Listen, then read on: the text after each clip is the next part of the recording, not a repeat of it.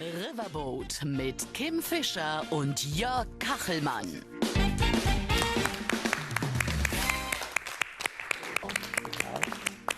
Heute weiß ich, dass alles richtig war, auch wenn vieles falsch war, sagt er rückblickend über seine ungewöhnlich frühe und erfolgreiche Karriere. Zum Nachlesen gibt es mehr in seiner Biografie. Von ihm selbst persönlich schon heute Abend bei uns, Stargeiger David Garrett.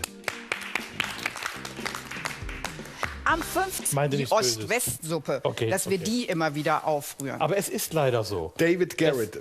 Ja, hallo, Jörg, wie geht's dir? Du hast gerade gesagt, du fühlst dich wie zu Hause oder in deine Kindheit zurückversetzt.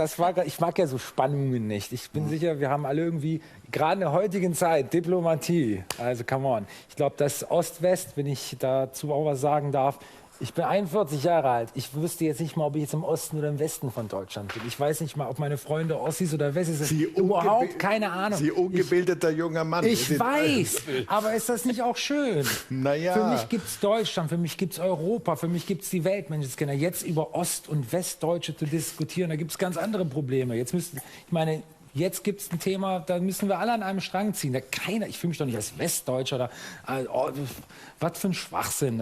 Einmal ein bisschen jetzt hier darüber hinweg. Sorry, aber ich glaube, gerade jetzt in Angesicht der Probleme, die wir hier gerade jeden Tag rauf und runter im Fernsehen sehen, ist das Thema jetzt ein bisschen altbacken. Peter Michael Diesel, ich glaube, wir müssten einander noch... Die Definition von Erfolg findet ja auch hier statt, Genau, nicht in den Italien. Genau. Es ist selber Das hat bei sie der auch Musik, gesagt. wenn du zu Hause, wenn du dir vorstellst, was du machen möchtest und du hast diese Vorstellung vom Sound und so weiter und wenn das zu Hause klappt, das ist das Allerschönste, weil das dein Erfolg ist. Auf der Bühne zu stehen vor 10 Leuten oder vor 10.000, das macht dich nicht glücklicher. Das, was dich glücklich macht, passiert im Herzen. Genau. Deswegen kann ich das total nachvollziehen, dass man sowas so abgöttisch liebt, dass man das bis in dieses wirklich utopische Alter für diesen Sport so mit Eifer und Ehrgeiz und Liebe, das ist großartig. Ihr seid 2 absolute Legenden. Also ich habe das auch immer gerne am Fernseher verfolgt. Absolut, Gundar Niemann, Stinnemann, was eine Legende. Das wirst du bestätigen beim Sport. Das ist ja ähnlich so. Beim Sport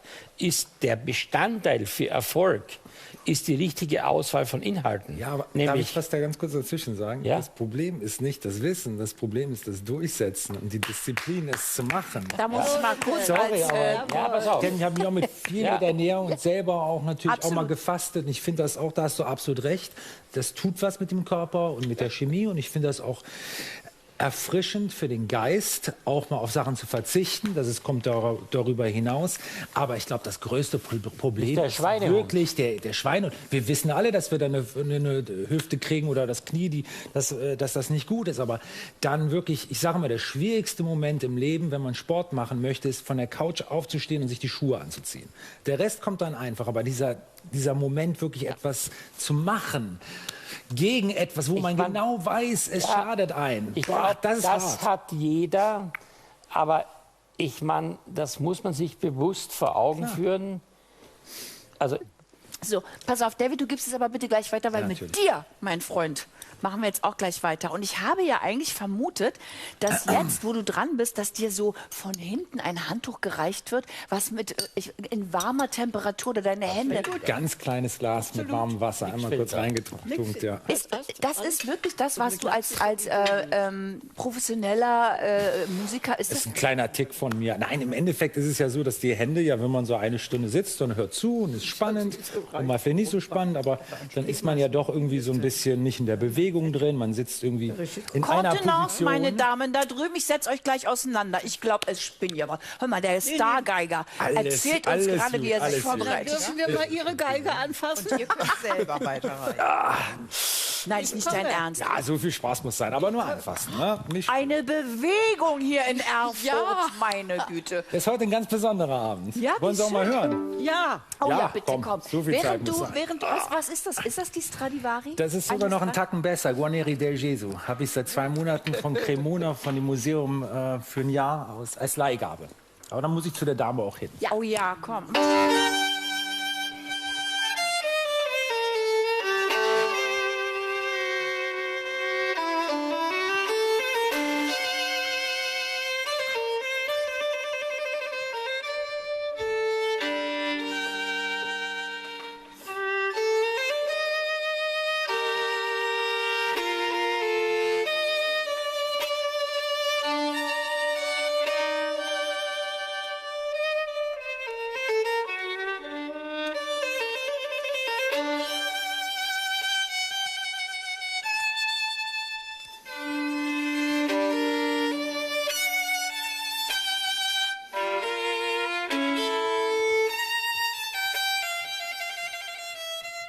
Musik hat immer was Persönliches.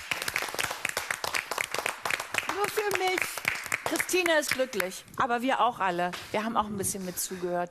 Es ist schon was Besonderes, finde ich, wenn du da so loslegst und so auf einmal alle ganz besonnen sind und zuhören. Und du warst ja schon öfter bei uns und du hast, glaube ich, beim vorletzten Mal auf die Frage, der Blick auf deine Karriere und die Reflexion auf deine Karriere gesagt, ich hatte keine Zeit bislang, auf mein Leben und auf meine Karriere zurückzublicken und zu reflektieren. Jetzt hast du ein Buch geschrieben, eine Autobiografie. Es gab 2,5 Jahre, wo Leerlauf konzerttechnisch plötzlich war. Und ich glaube, ich spreche für auch meinen Kollegen hier in der Runde. Man überlegt sich natürlich, was kann man mit dem Leerlauf machen. Ich bin jemand, der sehr aktiv gerne ist, auch im Berufsleben. Das war ich schon immer. Ich bin sehr ambitioniert. Ich liebe auch, mir selber Ziele und Projekte zu stellen. Und da habe ich mich hingesetzt, habe gesagt, was hast du seit Jahren so ein bisschen auf die lange Bank geschoben? Und dann fiel mir auf, Menschenskind, du wolltest seit Ewigkeiten irgendwie ein Buch schreiben.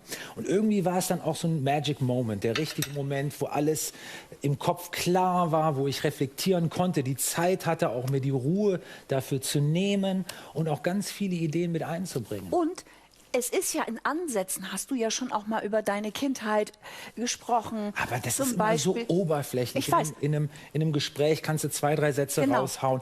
Und dieser Tiefgang, das, was einen wirklich in dem Moment bewegt hat als Kind, so diese richtigen Tiefschläge, aber auch diese Höhen, die man in dem Moment gar nicht wirklich richtig erlebt hat, sondern vielleicht erst im Nachgang, jetzt mit 41 Jahren irgendeine Bedeutung im Nachhinein bekommen, das fand ich sehr spannend. Deshalb, wir haben noch nie zum Beispiel darüber gesprochen, dass du als Vierjähriger in einem Konzert gesessen hast, Tempo di Menuetto von Fritz Kreisler und pantomimisch quasi dieses Konzert mitgespielt war so hast. eins meiner ersten Berührungen mit klassischer Musik. Meine Eltern haben mich mitgenommen in den Eurogress in Aachen. Henrik Schering, einer der ganz großen Geiger.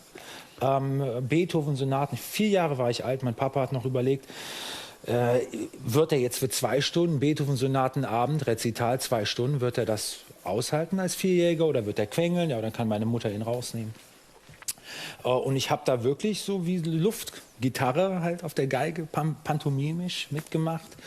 Und das Faszinierende an der Story, deswegen erwähne ich es auch im Buch, am Schluss des Konzerts, wo man normalerweise eine Zugabe fürs Publikum spielt. Also Standing Ovations, Schering kommt nochmal auf die Bühne, also dieser weltbekannte, erstklassige Geiger und guckt in die 4. Reihe, wo ich sitze und die ganze Zeit halt auch so Bewegungen mitgemacht habe und sagt, als ich so jung war wie dieser kleine Bub da in der 4. Reihe, habe ich Fritz Kreisler wiederum gehört. Vor seiner Generation auch ein Henrik Schering sozusagen. Und der hat für mich eine Zugabe gewidmet, und zwar das Tempo di Menuetto.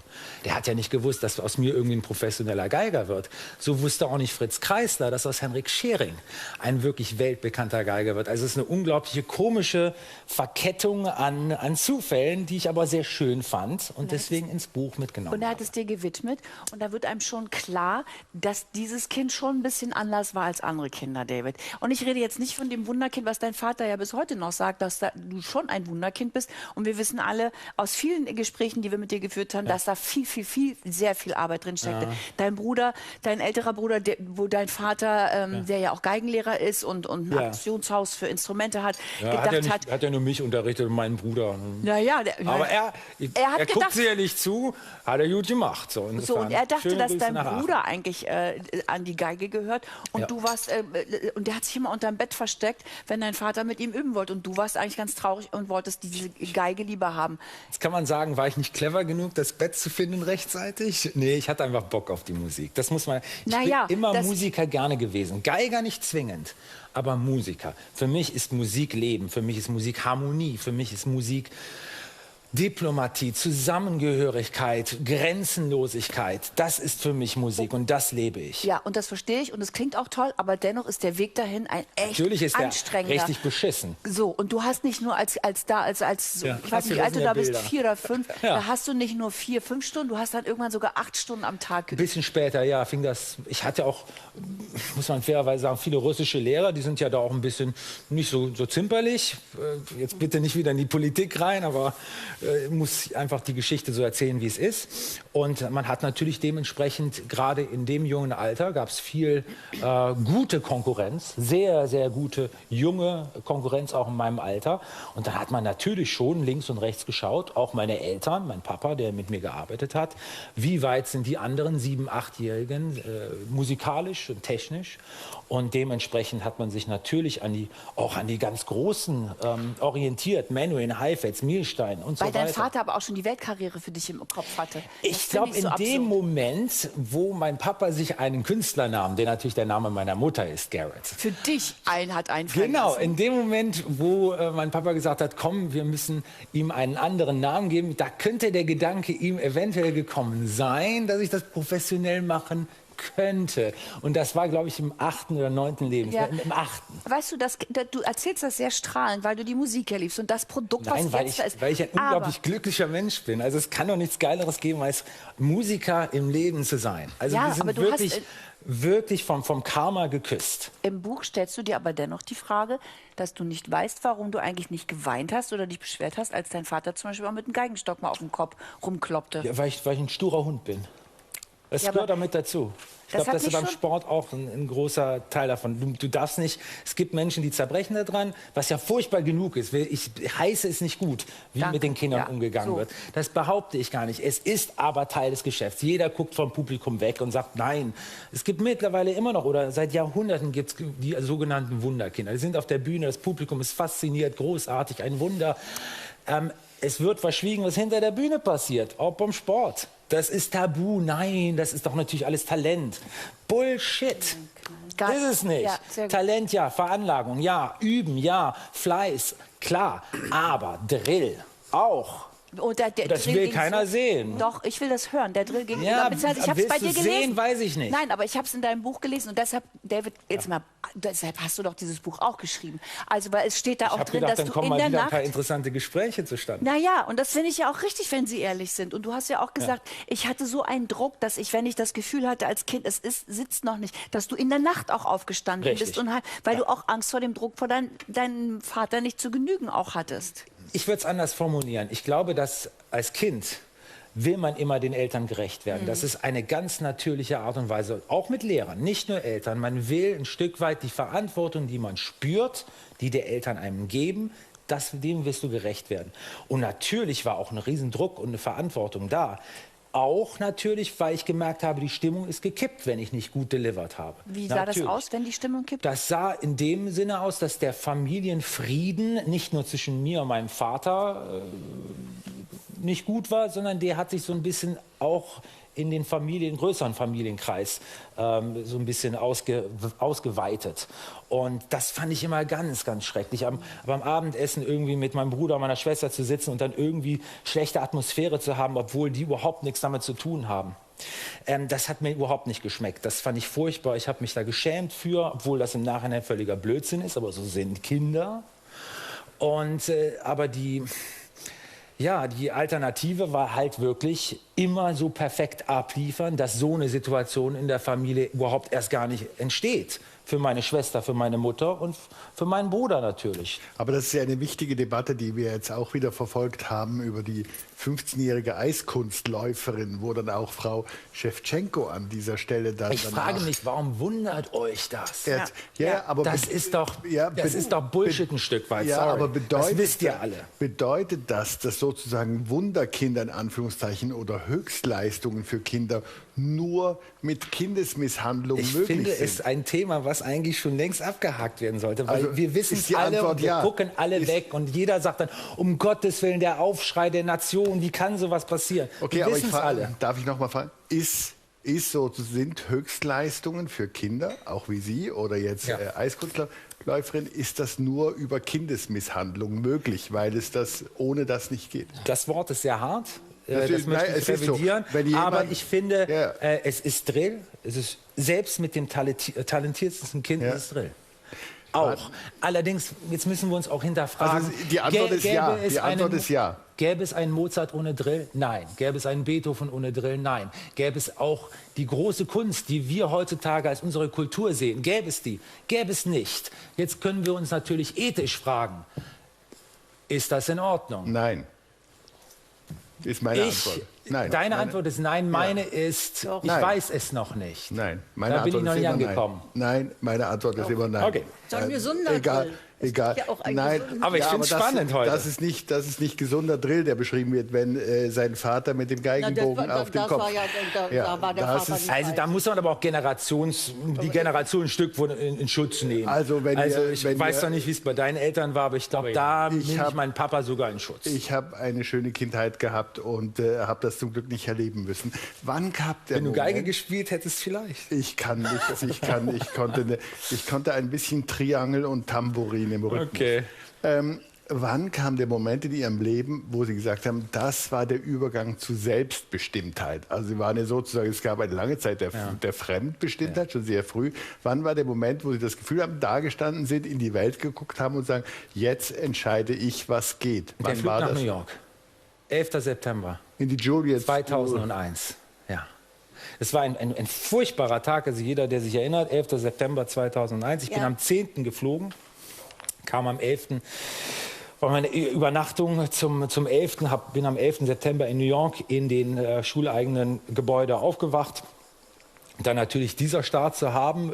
Ich war auch wirklich überhaupt nicht lebensfähig. Also ich bin in so einer Bubble aufgewachsen. Meine Eltern waren Management, natürlich gab es auch noch Management drumherum. Ich hatte Privatunterricht, bin ich normal mit Leuten um die Häuser gezogen. Eine Bar habe ich auch noch nicht von innen gesehen. Also ich bin dann halt nach New York, Chakalaka, bang, bang. Und dann plötzlich auch noch der 11. September. Meine Güte, was eine Konstellation.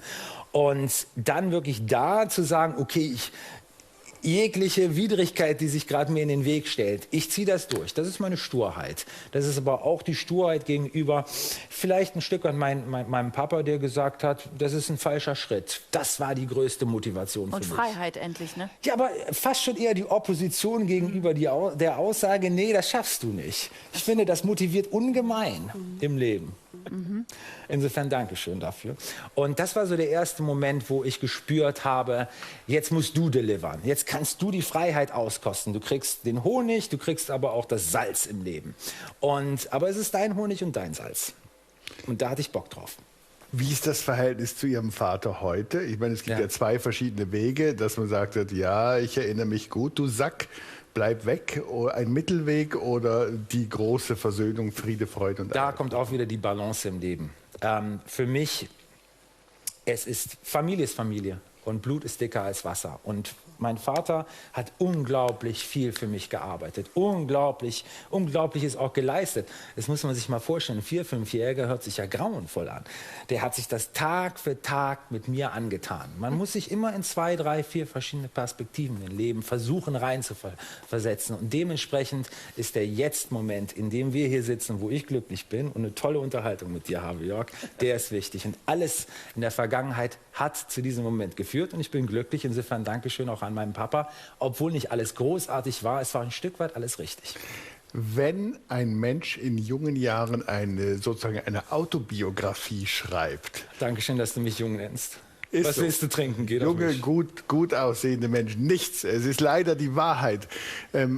Was soll jetzt noch kommen? Ich meine, was bleibt? Es ist schon, man weiß schon alles über die Vergangenheit und die Gegenwart ist schon riesengroß.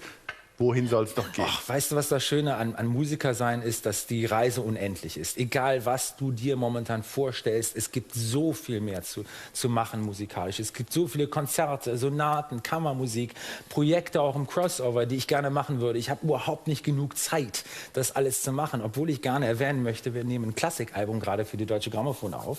Für Hurra. Ende des Jahres. Da Das ist freue gut. ich mich sehr, sehr drüber, weil es wieder ein paar Jährchen her ist, dass ich was rein Klassisches gemacht habe. Und da habe ich natürlich auch die Muße jetzt gehabt, mich da wieder mit sehr zu beschäftigen. Und da freue ich mich umso mehr drüber. Und ab September geht auch die Tournee los. Es ist Und dann gibt es noch hoffentlich der Fall. Und dann gibt es noch das stehende Versprechung, die das Riverboat zuerst erfährt, wenn geheiratet wird. Das stimmt, ja. Es ist noch nicht so weit. Jo. Ja, 16. Dezember ist meine letzte Sendung. Ich bitte darum, dass Soll wir ich Gas geben? Ja, genau. Bitte, Ich bin ja jetzt mittlerweile bitte, fast 3 Jahre in einer Beziehung. Also es Dann lass dir schön Zeit. könnte knapp werden. bitte macht es. Also die Verlobung muss jetzt dann langsam kommen, damit es zum 16. Dezember klappt.